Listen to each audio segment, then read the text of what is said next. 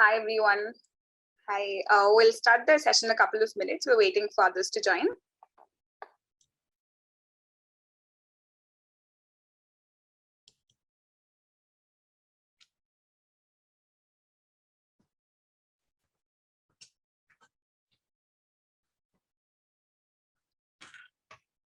Hello, everyone. Firstly, Hi. a very warm welcome to all of you who are present here. Since most of us are here, I think we can get our session started.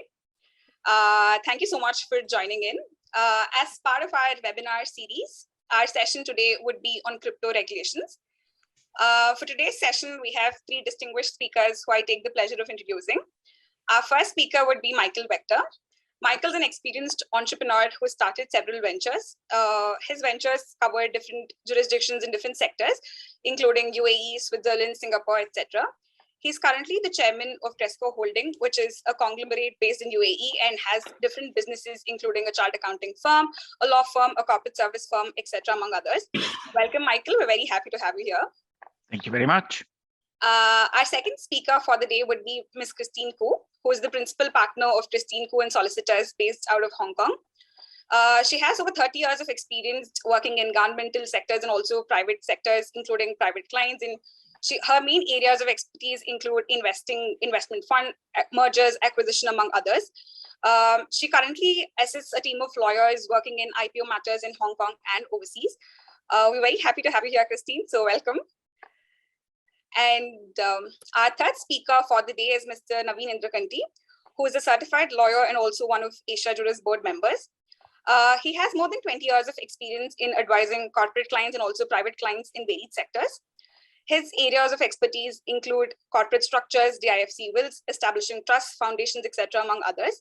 Welcome, Naveen. Again, happy to have you here. So before we get the session started, I'd like to mention a couple of things. Number one, the session is being recorded. So for those of you who want to revisit or would like to share this with others, please feel free to access the same on the Asiajuris website. Number two, a few housekeeping rules. I'd request everyone to kindly mute yourself.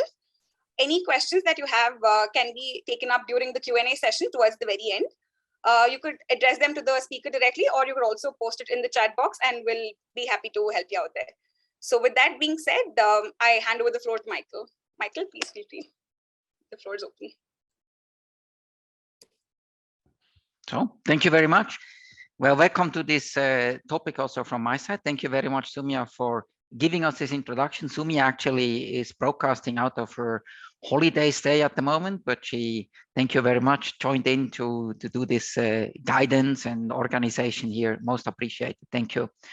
So we're going to talk about crypto regulations, and my part is going to be very short because I just give you a quick introduction, and afterwards I will hand over to Christine and then to Naveen. So from my side, the question is there just what are the cryptocurrencies, just that we are talking about the same thing. So the cryptocurrency, we say this is the system for digital payments. Just today, by the way, I read in a newspaper and that now the Gucci stores in the US accept cryptocurrencies. So Ian, you don't have to travel to the US at the moment, just wait. They probably also come then to the UAE because the UAE is also quickly moving into the crypto area so that you can do your shopping there at Gucci in crypto. The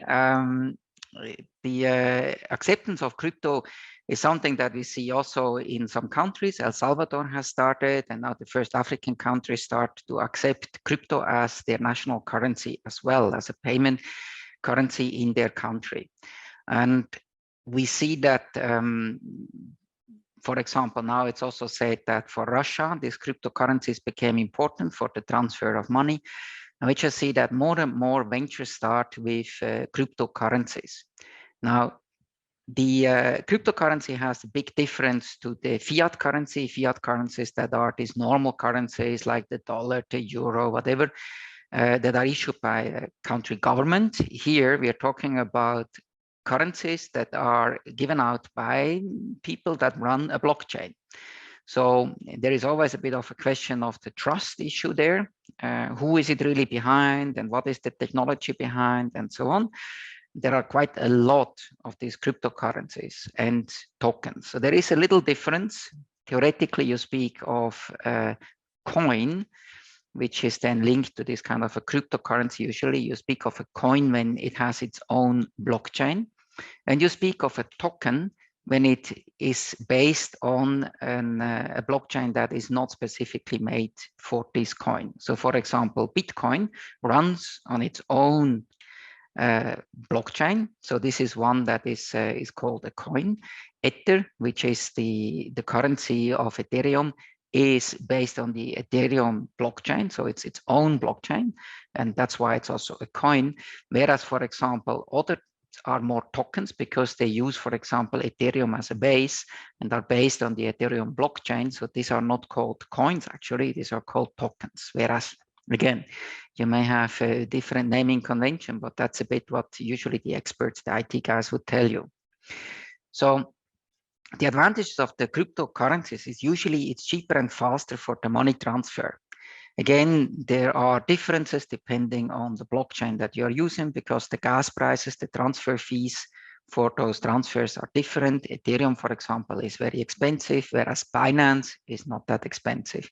The reason behind there is that there are different technologies on the blockchain side.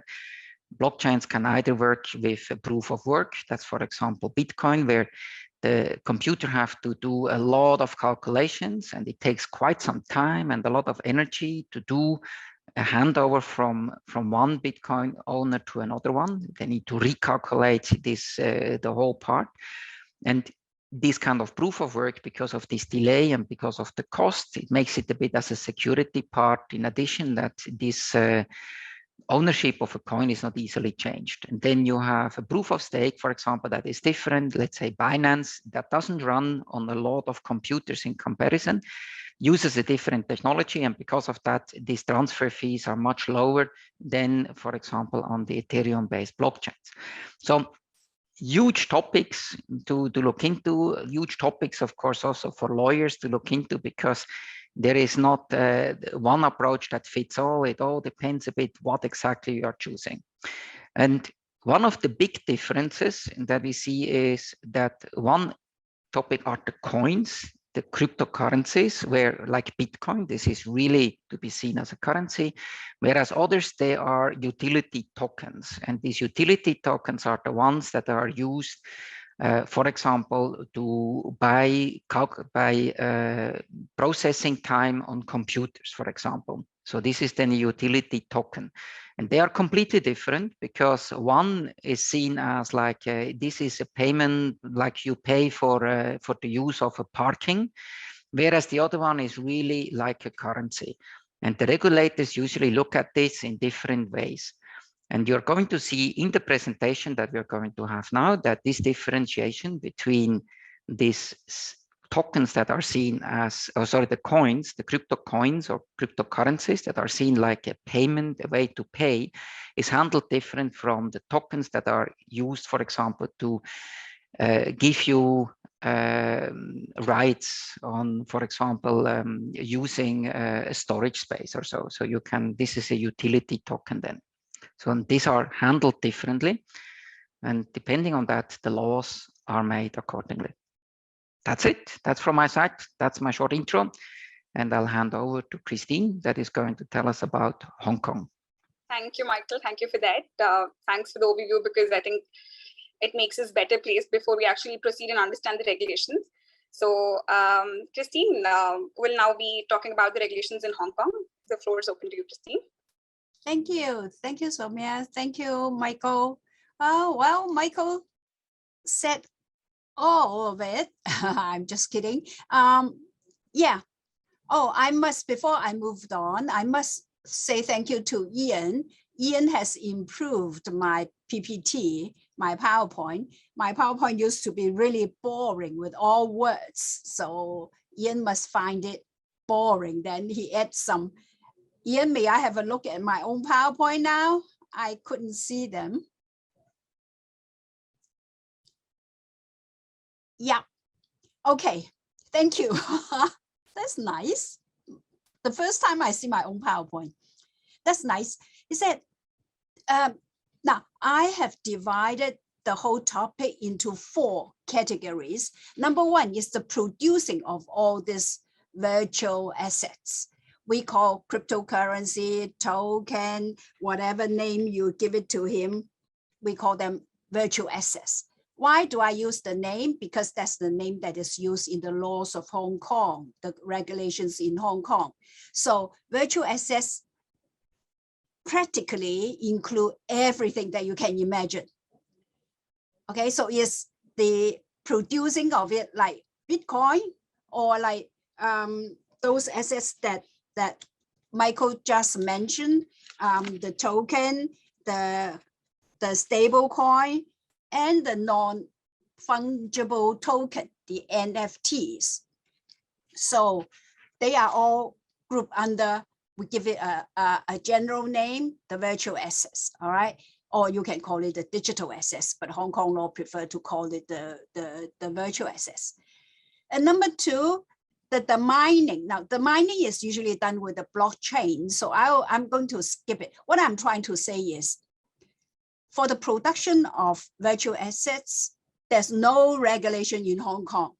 You can produce whatever you want, as long as you can sell it. But I'll come to later part of it. That is right. There are regulations. As to the mining, again, no one bothered to regulate it. If you want to do the mining, set up your own factory and do it. The third one is the exchange platform, or you call it the trading platform. The trading platform for the token, for the virtual assets. And apart from this trading, these basic stuff, you can trace NFT, and you can trace derivative products. So I'm going to go into the derivative products as to see whether there are regulations in it. And the last one is the dealing of these assets, the virtual assets, through the intermediaries. So let's move on, the next page. The next page, we go to, well, yes, the virtual assets, you have crypto, you have token, you have stable coin, NFT, maybe something else later on, we don't know. These things got so many, so they grow so fast every day, but all of this, the production of it are not regulated. Okay, now, not at least in Hong Kong, they are not regulated. Do we have any lawyer from China here? I mean, from China, I mean mainland China. Anybody? No. As far as I understand, in mainland China, these are all prohibited. You cannot produce them. But as to whether or not you can stealthily, you can silently buy these things from some kind of trading platform, that is another issue. But in Hong Kong, yes, you can produce it. Now the next question is, are you going to, how are you going to sell them? That's the issue. So we'll move on to the next page. Please, yes. Apart from this basic stuff, you can have derivatives, meaning you use all these products, the coins, to turn them into a, for example, the future, like you sell securities. You have securities future, gold future, commodity future. So you can actually have a Bitcoin future. As to how to produce a derivative product basing on this, you turn them into, say, like an exchange traded fund, a collective investment scheme, you turn them into debenture, then they will be regulated. Again, they will be regulated in the sense only when they are sold. When they are regulated by the SFC in Hong Kong. SFC meaning Securities and Futures Commission of Hong Kong. The SFC in Hong Kong treat all this as equities, treat all this non-fungible token, the virtual assets, Bitcoins, whatever you have, they are treated as equities. So they must be authorized before you offer them to retail investors. Now here I said retail investors. Retail investor is a term to contrast professional investors. So either you have retail investors or you have professional investors. For professional investors, let me see if I have a definition here. No, I'll go to it when I'm in the following pages. But here, what I'm trying to say is if you want to sell all these funds, collective investment schemes with the basic product being the virtual assets, yes, you need the SFC approval. Next page. The mining, I'm not going to go into it. In fact, I don't know what they are doing, but anyway, they are not regulated. Just do it if you're minded to do it in Hong Kong, okay? Now, setting up of exchange platform or trading platform here in Hong Kong, you don't need a license. They are not regulated, but then you may if you want. Why? Since you don't need a license, why do you want to have a license? Why do you opt in? You can opt in and be regulated by SFC. Well, simply because it gives more confidence. People see that you are regulated, they will come and trade on your platform. So you may apply for a license with the SFC to become a trading platform. It is not a must. So far, there's only one trading platform licensed here in Hong Kong. And for these trading platforms, they are for professional investors to trade on. For professional investors, you just trade on, you don't need an intermediary. You just trade on by yourself. Now, here comes the definition of professional investors. Professional investors means anybody who invests $1 million US. So, I mean, this is an oversimplified definition. They've got a lot of other things. You have to have the relevant experience, and you are the frequent trader, and you have the knowledge and so on. But the basic thing is you must have over $1 million US before you can become a professional investor. And as far as I know, they have recently set up a second trading platform, because without a trading platform, you cannot really get the confidence from the investors, even though they are professional investors. The next one, please. Now, for those non-professional investors or professional investors, if you deal through the intermediaries. Now, if you buy it on online, overseas platforms and so on, do it. By all means, you can do it. But if you buy it in Hong Kong and through intermediaries, the SFC is really, really after the intermediaries. So in other words, the SFC in Hong Kong is regulating the intermediaries. What are the intermediaries? The brokers. If you buy stocks, shares in Hong Kong, you go through the brokers. If you buy commodities, you buy futures, whatever you buy, they are all, if you go through the intermediaries, they are all regulated. The intermediaries are regulated. Okay, so the regulation is the same as if you are dealing with securities, because Hong Kong government used the same rule. They said if the same business carries the same risk, we apply the same rules. So if once you treat the virtual assets as securities, then they are the same business, same risk, and same rules apply. Dealing with virtual assets, you require different licenses issued by the SFC. For example, the same way as you are dealing in securities, you're dealing in futures, or you just provide advice. So you are dealing in advisory, like you advise your client, oh, this is a good virtual asset to buy. The NFT is a good asset. It increased price in 2 days, double the price in 2 days, that sort of thing. You need a license. Or if you manage, so you are the fund manager. What people actually do is these days, they form a pooled investment fund and put in a lot of different things like currencies, gold, and NFTs.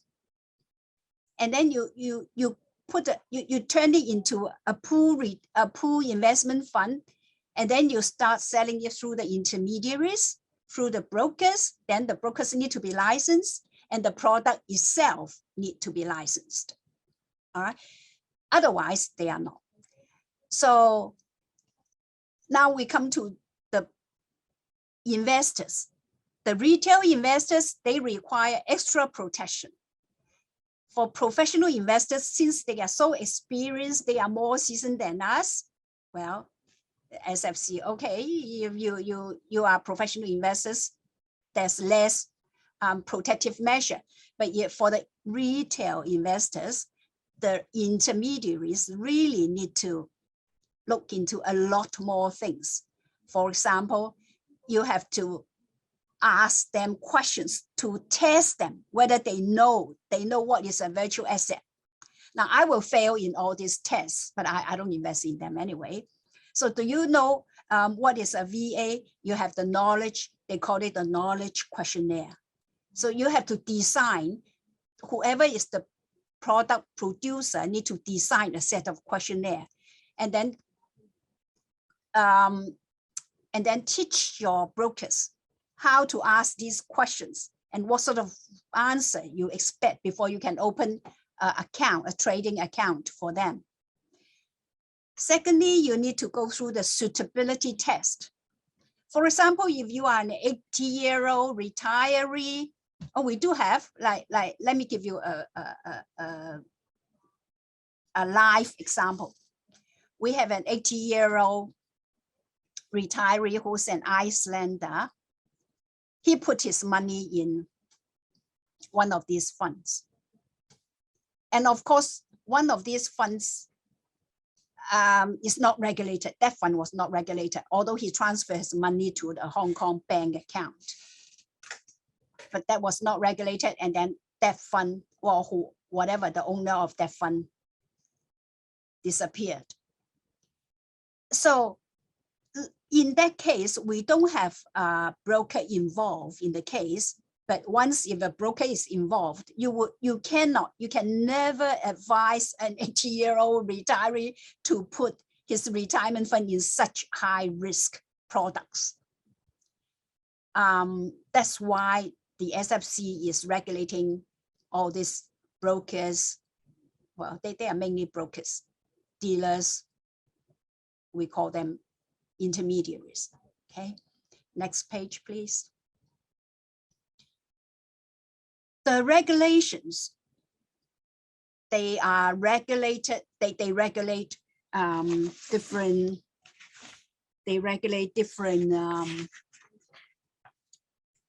sphere, from different angles. For example, the distribution of the crypto assets, or you can say the selling of crypto assets. If you have a crypto asset, it is a combined product. It is in a structural fund.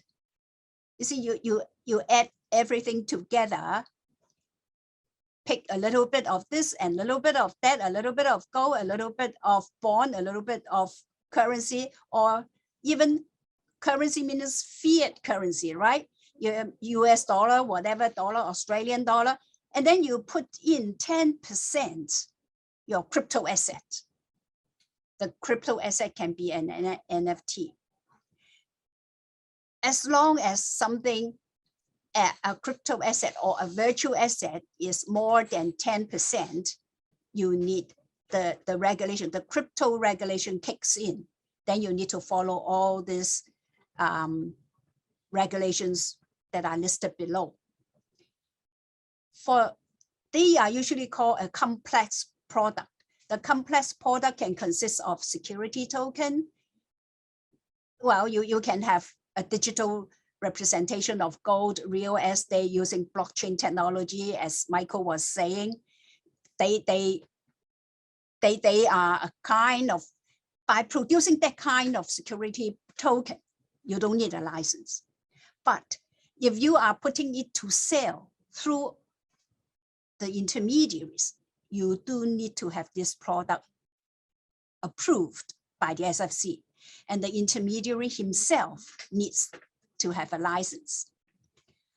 And when you sell the product, you have the sales requirement. The sales requirement mainly means you need to, number one, the intermediary needs to know the product well, and you need to issue warning statements and informations. In other words, you need to teach the investor what the product is all about.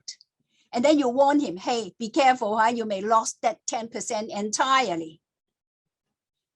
So you can imagine how, well, I don't know whether they are really sellable or not, but that is too early to tell. So far, we have not heard of any, we have heard of somebody losing their code. They cannot access to the blockchain. They cannot find their code. They cannot find the token anymore. But we have not heard of any mis-selling or unsuitable selling.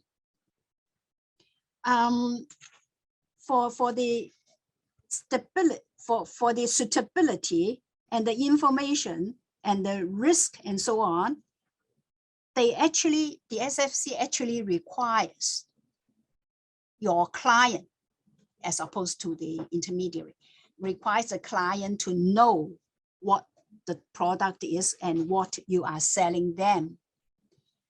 So this comes to the last but third point, virtual asset knowledge. So you have to teach them.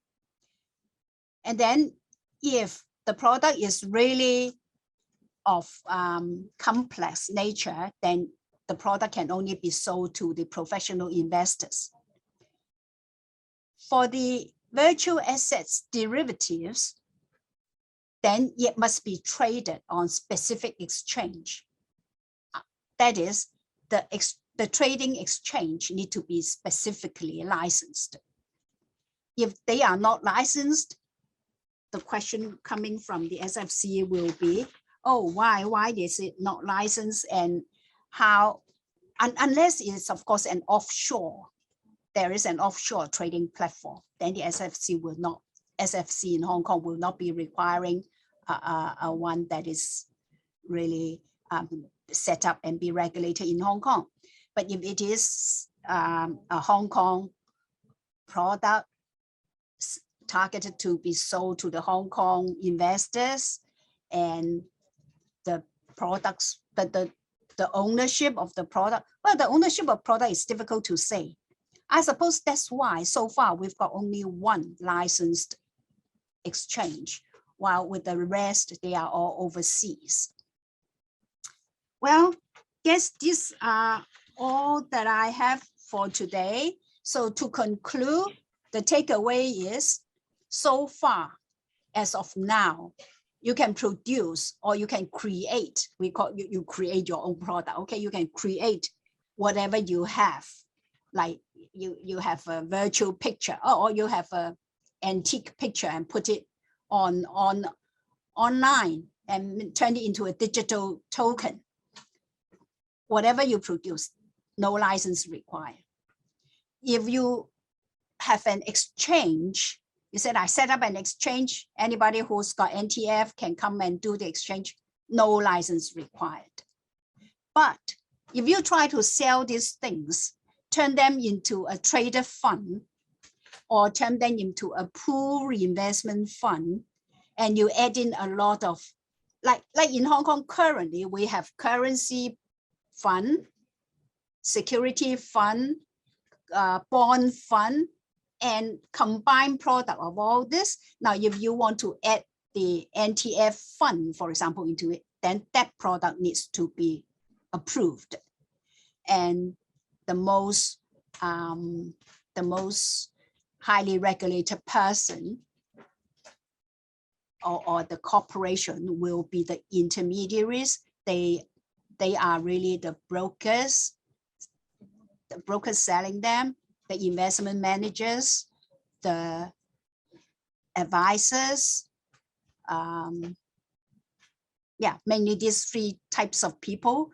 And If they sell futures, like token future, then they need a separate license. From my experience, we don't have that many brokers or intermediaries specifically licensed to deal with all this. There are becoming, well, particularly those family offices in Hong Kong, they buy into it, but they buy into all these future tokens, for example, by way of a trust and as a professional investors. So thank you. That's my presentation today. Thank you. Thank you for that, Christine. That was very interesting for us to learn about.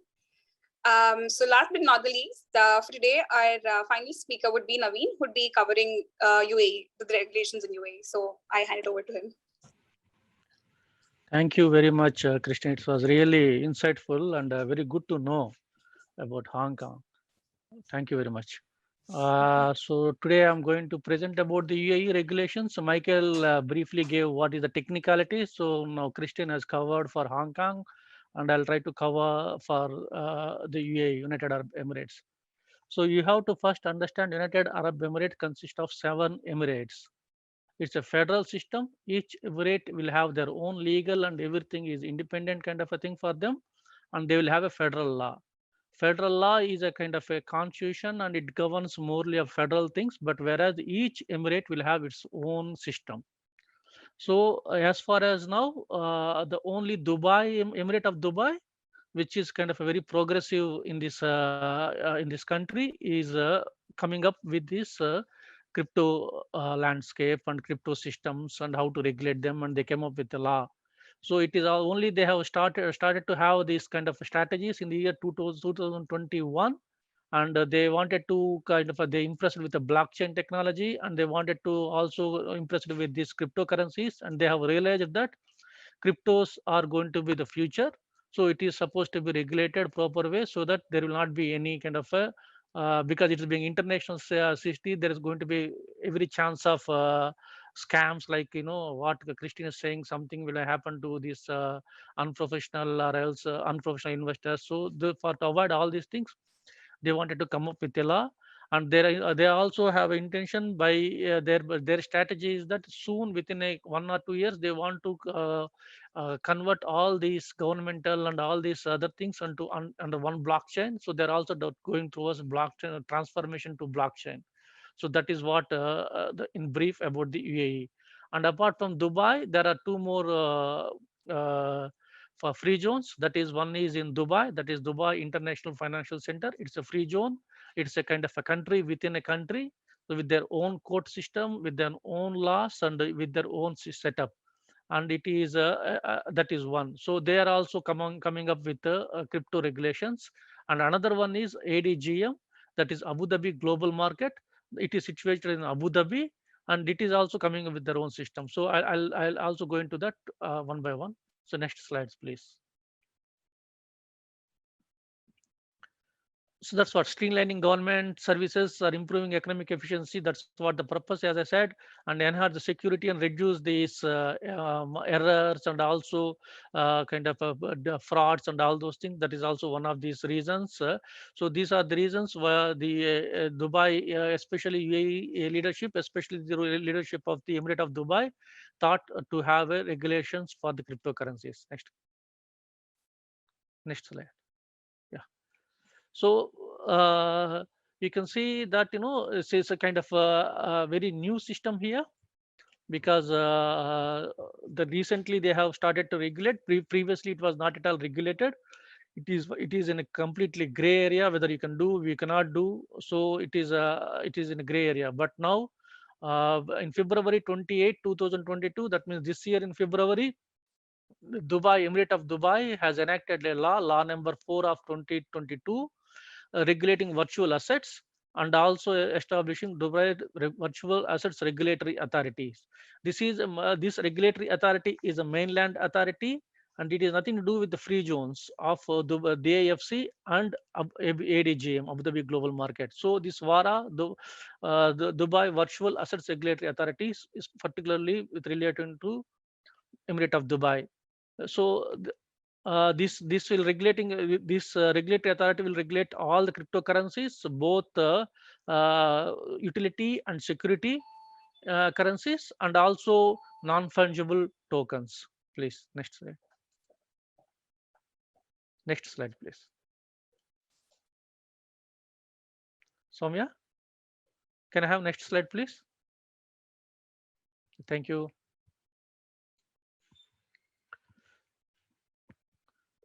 See, as per the enacted law, virtual tokens means any digital representation of a set of rights that can be digitally offered and treated through a virtual asset platform. So that means any digital asset that you can offer or else trade via a virtual platform is considered as a virtual token.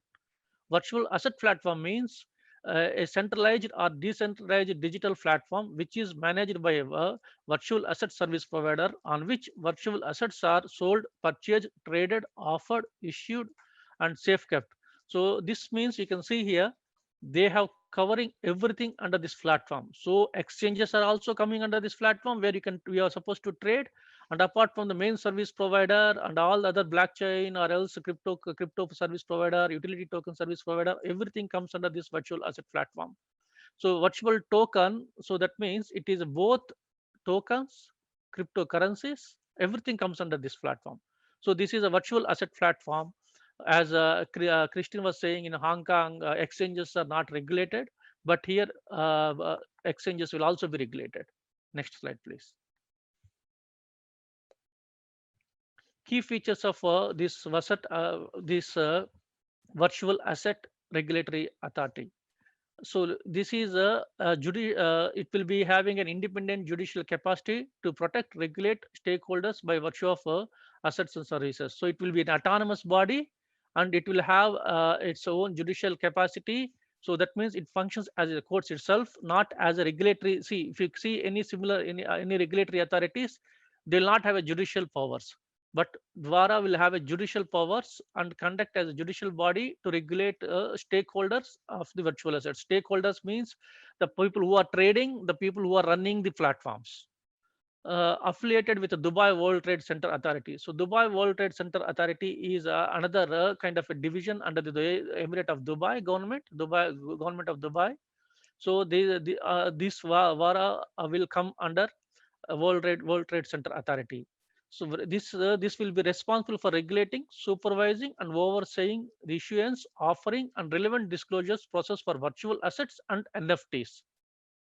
Cooperate with other federal agencies, including the UAE Central Bank, issue a code of ethics, general policy, and strategic plans, and be in charge of the enforcement of virtual assets. So you have to see. So this will be an independent autonomous body. It is like FSRA for Hong Kong. So this VARA will be a separate, exclusively. See, in any country, if you see, Financial Services Authority will deal all securities. It's not virtual assets. Virtual assets will also be part of these financial securities regulatory authorities in any country, like a FEMA, FSA, or all this, the FSRA. But VARA is in Dubai. The unique thing about Dubai is that they are not clubbing these security exchanges with virtual securities or virtual assets. So this VARA will be an exclusive regulatory authority only exclusively for these virtual assets. So there is no intermingling, or there is no other assets, and you also place this virtual assets as a part of other things are happening. So this they have to see this will facilitate the service providers and also the stakeholders for a simple reason that this is being an exclusive regulatory authority. It will not be burdened by other things, so the things will move fast. So that's and things will move fast, and it will be easy for all the stakeholders to operate within that platform and within under these regulatory authorities. And who will deal with the central bank and who will issue it? So central bank dealing with the central bank and issuing code of ethics and all these things will be taken care of by these regulatory authorities. So it is not your so you are not kind of mixed with other regulatory things and the other things that are happening in one platform. Being it exclusive platform, it will be easy for stakeholders to interact within this with this regulatory authority. Next slide, please. Will not, however, regulate services related to virtual assets on a federal level. So that means you have to remember, that's what I said. So federal level means this will regulate only virtual assets that are within the Emirate of Dubai. So anything which are outside the Emirate of Dubai are not regulated by this. So any exchanges or any service provider, any stakeholder operating within the Emirate of Dubai will be regulated by this VARA.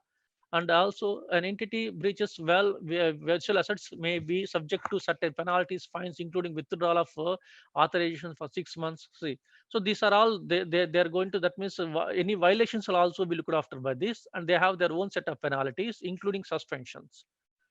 uh, will any natural person or legal entity offering virtual asset service can only do so if it is granted a license from VARA. So that means any kind of a virtual asset transaction within the mainland of Dubai.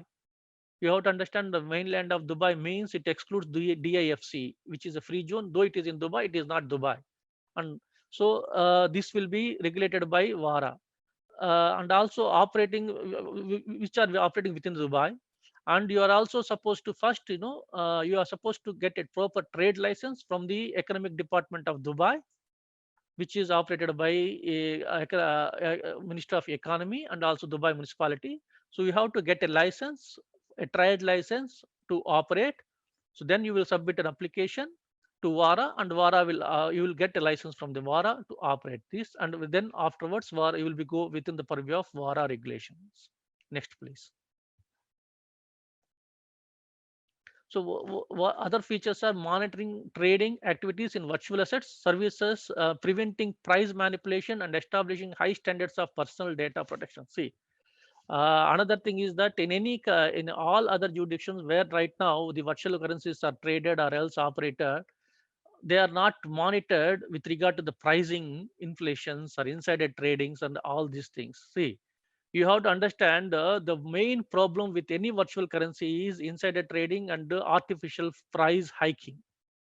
So that is the main concern, and that is where most of the investors will lose their money, because suddenly you will do something and you will increase the price, because you will set up your own do insider trading, set up your own people, buy it, so they increase the price, jack up the price, and suddenly when it goes to public, then they realize there is nothing behind it, and it comes down and people will lose us. So this is the only regulatory authorities as of now which will also monitor the preventing of artificial price or manipulating with the prices of these virtual assets, and implementing decisions on VAL implementation, including a description of relevant activities, exempted virtual assets, procedure for licensing and associates. So these are all these things. They'll set up the procedure for licensing in all those parts, to how to manage how to operate virtual assets, and also how to be a custodian like exchanges, and what will be the fees you are supposed to charge. See, platform cannot decide how much commission they will charge. So that will also be kind of regulated. And digital wallets, tokenization, apart from the licensing and licensing fees. Next slide, please. As I said, we have seen now VARA, which is a regulatory authority for virtual assets within the Emirate of Dubai. So another one is Dubai Financial Services Authority. As I said, the Emirate of Dubai, when they passed a law with regard to virtual assets, they clearly said that this will not be covering DIFC. That means anything which is happening within the DIFC is not within the purview of VARA. So that means if you go to DIFC to have your establishment for virtual assets, or else if you want to operate on virtual assets, if you want to have a platform or exchange in DIFC, that will be governed by DIFC laws.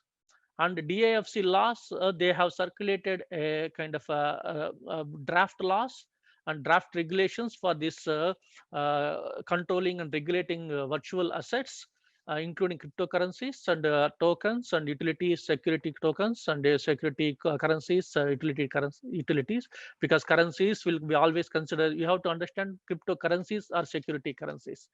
There are there, but whereas crypto tokens can be a security token and a utility token. So this on the March 8th, they came up with, and May 6th. That means today is the deadline for consultations with regard to 2022 May 6th is the deadline for consultation with the stakeholders. So we all submitted our concerns. So they will consider these things, and finally they will come up with proper guidelines and regulations for DIFC, crypto asset trading and crypto asset dealings within the DIFC. However, you have to understand when they, I will also go through the draft that is circulating right now, which will be consolidated and which will be kind of become a permanent one. It is mostly in line with, I can say, Singapore one, kind of, but yeah, you can say it's kind of because because we also deal cryptos in Singapore. So when I compare the cryptos in Singapore and their guidelines, it is looking similar with these things, and I'll explain you how it is. Can we go to next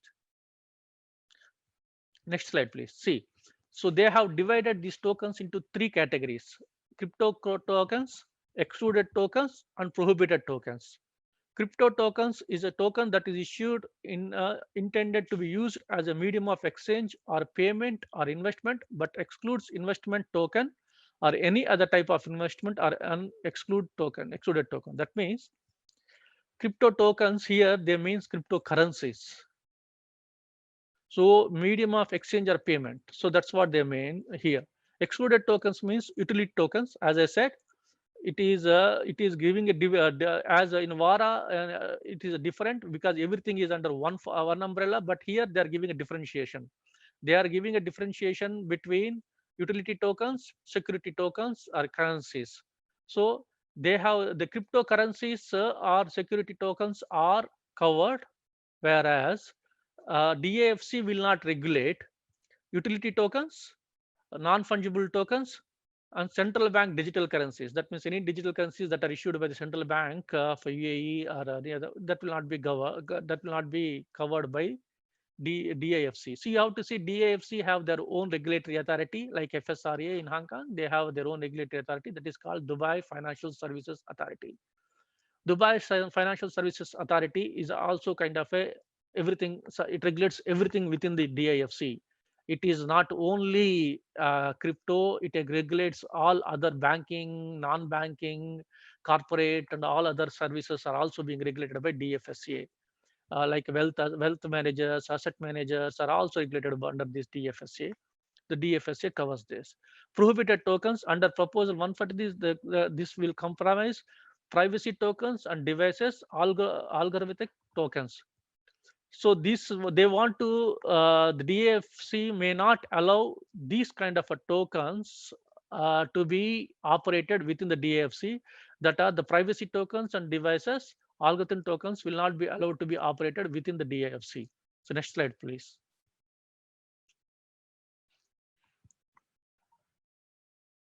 DFSA proposes that only crypto tokens approved as accepted crypto tokens will be permitted for use in the provision of financial services in form of in or from the DIFC. So that means any crypto tokens, you are supposed to get the permission, and then you can operate.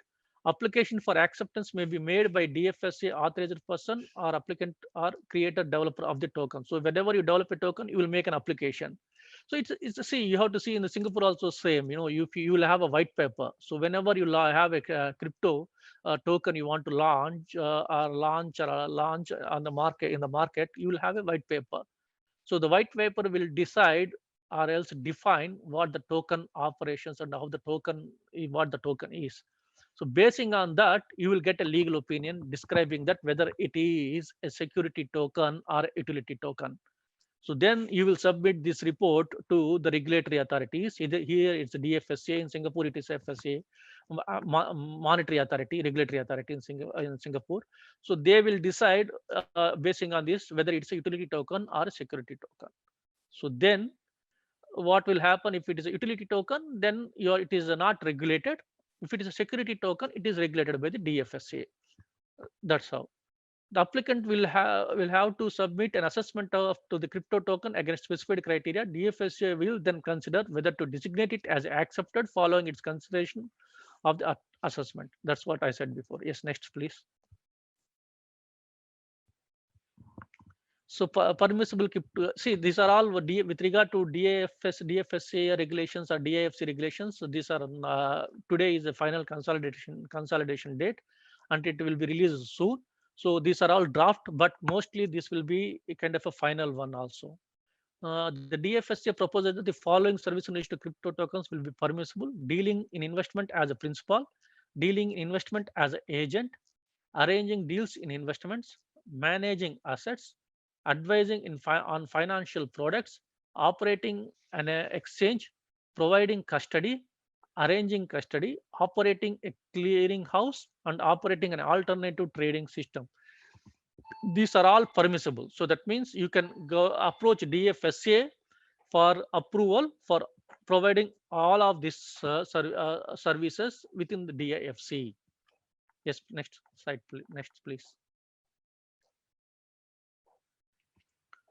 See, permissible crypto services. As I said before, only entities incorporated in the DFC will be permitted to carry on regulated activities in respect of crypto tokens. That means if you want to operate crypto in any manner as a custodian or an exchange or any or as a kind of a you are the main token provider, launching tokens, everything. If you have a Dubai company, a mainland company, you cannot get a license from DFSA. So for DFSA to regulate you, you are supposed to have a company within the DIFC. So you have to incorporate a company in DIFC and you go for a licensing. Branches of entities are established in other jurisdictions will not be allowed to offer these services. So that means you have it is not a branch or entity. So that means you just to come here and open a representative office or a branch of your already existing crypto platform and you want to get a license. No, it is not possible. You are supposed to have your own kind of a substantive operations within the DIFC. So DFSA can give you permission. Representative officers, branch of firms regulated outside DFC with a license to perform limited marketing will not be permitted to conduct any marketing activities in respect of cryptocurrencies tokens. As I said, so branches and rep officers will not be allowed to do anything within the DFC unless you have a substantive establishment there. Next slide, please. So we have seen Dubai, DAFC. So another one here, one of the major free zones is Abu Dhabi Global Markets. Abu Dhabi Global Markets is situated in the Emirate of Abu Dhabi, and it is in Abu Dhabi, the capital of the UAE. So they have their own regulatory authorities like a DFSA for for DIFC, VARA for Dubai. So their regulatory authorities, financial service and market regulations, and the market financial services regulatory authority, FSRA. So these financial service regulator authority will regulate all the firms that are operating within the ADGM of the big global markets free zone. It is required to abide by requirements for carrying out the regulated activities while promoting transparency and technology governance, ensuring adherence to anti-money laundering and financial terrorism related compliances. A free zone in Abu Dhabi, and by regulating it in the context of crypto assets and blockchain, the FSRA became the first regulator in the UAE to issue comprehensive guidelines regulation related to cryptocurrency activities. So whereas the DAFC is coming up with their guidelines, whereas Abu Dhabi Global Markets already have a guidelines for the crypto. That is the only free zone that is already operating with their own proper guidelines and regulations with regard to cryptos in the United Arab Emirates. You have to see Dubai is coming up. Dubai is almost Dubai is there now, and DIFC is coming up, but ADGM is already there. Next slide, please.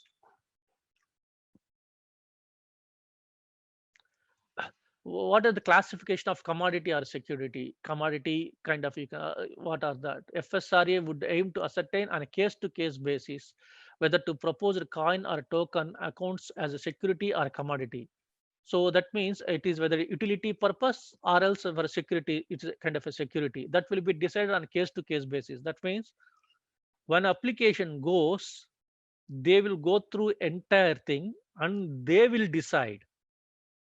It is not that you are making an application saying that I'm a utility token, permit me and exclude me for from the regulations. No, ADGM will decide whether you are supposed to be regulated or not on a case-to-case basis. So each application will be independently verified, analyzed, scrutinized, and a conclusion will be arrived whether it is a commodity or a security. FSRA dictates whether an ICO, uh, initial coin offering, is to be regulated under the financial services markets regulations on a case by cases on the premises of the characteristics of the token exhibits.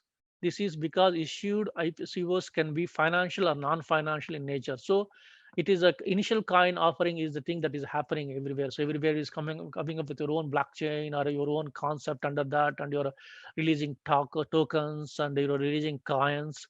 So this entire thing will be analyzed by the ADGM, and they will allow you to go for initial coin offering under FSRA, that is ADGM regulatory authority, and financial services marketing regulations law, that is the regulations, to have ICO as a financial or non-financial offering. That means ICO can be either for security tokens or currencies, cryptocurrencies, or else for utility tokens. They will decide that. Non-financial tokens not fall under FSMR,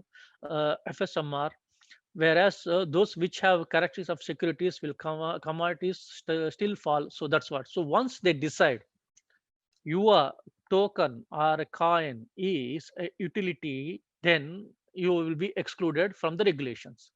But if they come to a conclusion that it is comes within the definition of the security, then you will be fall under their regulations, and it will be more because once you fall under that, then you have to understand it will be regulated in all manners, because if they have their own strict AML, anti-money laundering, and prevention of terrorist financing regulation. So it will be covered everything under that.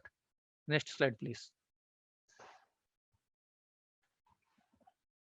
Who can operate crypto asset business in and from the ADGM? New applicants, authorized persons, that is the person authorized to carry on other regulator activities within the ADGM, recognized investment exchanges, application that qualify for authorization under the framework will be granted financial service permission. So you have to see, it is a lot like DIFC. DIFC, they have a set of things who can operate, and they also prohibiting certain branches, rep offices, everything from operating, and they're saying who are the prohibited entities that are not supposed to operate. But it is not so here. So recognized investment exchanges, authorized person, that is person authorized to carry on the regulated activities within the ADGM. That means, so that is the rider within the ADGM. So you are operate to carry any activities within the ADGM. Then you can also do activities that are concerned with the crypto assets. So that means it is not an exclusive company as in DFC or as in Dubai.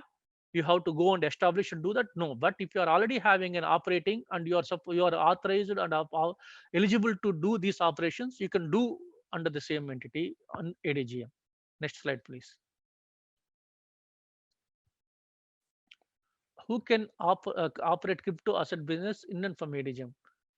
Permits undertaking one or more crypto assets activities, which include buying, selling, or exercising any right in accepted crypto assets, whether as a principal or agent, managing accepted crypto assets belonging to another person, making arrangements with a view to another person, whether as a principal or agent, buying, selling, or providing custody of accepted crypto assets, marketing of accepted crypto assets, advising on the merits of buying or selling of accepted crypto assets, operating a crypto asset exchange. So that means here you can see advising comes under this, also exchange comes under this, and also launching your own crypto also comes under this. So these all can be done within the ADGM. Next slide, please.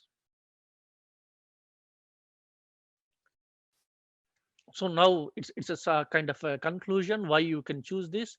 See, though it is in kind of a, you may see that except ADGM, DAFC and Dubai are kind of relatively new, but you have to see it has Dubai uh, uh, as an international city, and also as a one of the leading financial service provider within the Middle East, and also this North Asian region and South Asian region. Not Northeast, Southeast, you have a Singapore and you have a Hong Kong.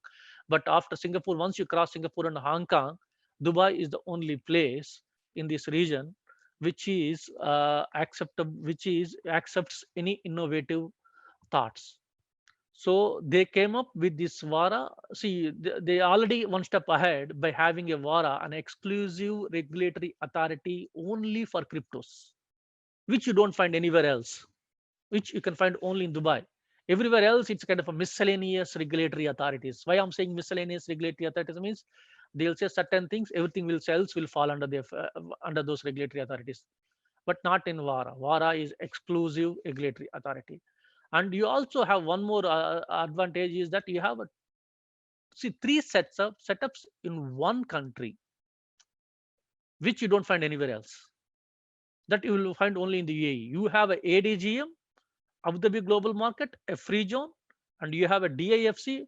ADGM have their own codes. Everything is there of their own. It's a separate country. DIFC have their own code, their own laws. It's also a separate country. These both work operate under. See, if you have a say that yeah, Dubai, okay, but Dubai is a Sharia country, Arabic country. I don't know Arabic. My client is Arabic. How can I do this?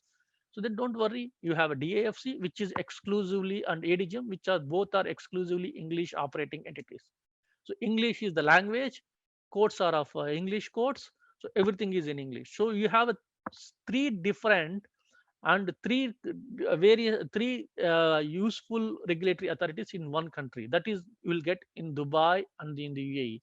So that is why you can choose UAE as your destination for your virtual currencies. Thank you. Thank you for that, Naveen. That was very elaborate and it was very insightful. So this brings us to the end of our session today. The floor is now open for any questions that any of you might have. So please feel free to unmute yourself, or you could also drop it in the chat box. Naveen, may I raise a question? Please. With it so highly regulated in UAE? Sorry? Sorry, yes, please. Sorry. Yeah, Christian, sorry. Can you come again? Yeah, with the crypto so highly regulated in UAE, does it create a lot of work for lawyers? See, as you said, yes, it create a lot of work for lawyers. Yes, good for us. We are Asiajuris. We are all lawyers. I'm right. It's good for us, but you have to see, unregulated is always kind of a dicey. That market kind of a very scope for manipulations in those markets. So always better to have a clear regulations, so that it will give a lot of scope and lot of confidence to the investors. So it's an investors market, may not be looks like an operators market. Yes, if you're kind of a exchange, or if you're kind of a person who wants to misguide your customers or else run away overnight, may not be. But if you're a real genuine crypto person, you want to have your operation, then this is the place. And because it gives confidence for the investors also. You have to see one thing, the main drawback for any crypto is lack of confidence in the investors. So gaining investor confidence is very difficult, which you can gain here. As you said, it gives a lot of work to the lawyers. Thanks for that. Indeed. I mean, in Hong Kong, we don't see a lot of this kind of work coming in, because a lot of them, well, because they are not regulated, the creator of this new products does not need to be regulated. You can actually sell whatever you want if you manage to sell them, if you don't sell them through the intermediaries. And the intermediaries will put them into their product for less than 10%, just add a little bit of it. So really, we don't see, and however, we start to see arbitrations. I mean, people are saying that, hey, if there's any dispute, let us put it in the contract, there's an arbitration. Now, does that happen in UAE or in Dubai, whatever you? No, your no, jurisdiction? you cannot have your own arbitration clause. You may have your arbitration clause, but if you are operating within the DFC, they have their own courts and their own arbitration system. In Right. ADGM is also the same. For Dubai, you will have Dubai Sharia courts. That means Dubai local courts. Right, right, I see. So it's still quite, it's interesting. It's so much different between the two places. Yeah, They come thank late, you. but they will come with they cover everything. So that's a good about Dubai. Yeah, they code it. Yeah, highly regulated, highly Yeah. regulated. Mm. Not highly regulated, properly regulated. Oh, okay, properly regulated if the word you choose. Yeah, okay. Interesting. Any other questions that any of you have? Please feel free to unmute yourself. If you don't have any other question, I have to rush because one of my client is waiting because I thought that it will be over by 2, so I asked him to come and he's waiting there. I have to rush. Sorry for that. Okay. Yeah, that's Thank all you. right. Thank you. Thank you. All right. Pleasure Everyone. meeting you all. Thank you very much. Yeah, Thank you. Thank you for joining. Thank you very much. Thank you all. Thank you. See you Thank next you. time. Thank you. Everybody. Yeah, Thank see you, you all in the everyone. next Bye-bye. webinar. Yeah. Bye. See you. Thank you for you. joining. Thanks.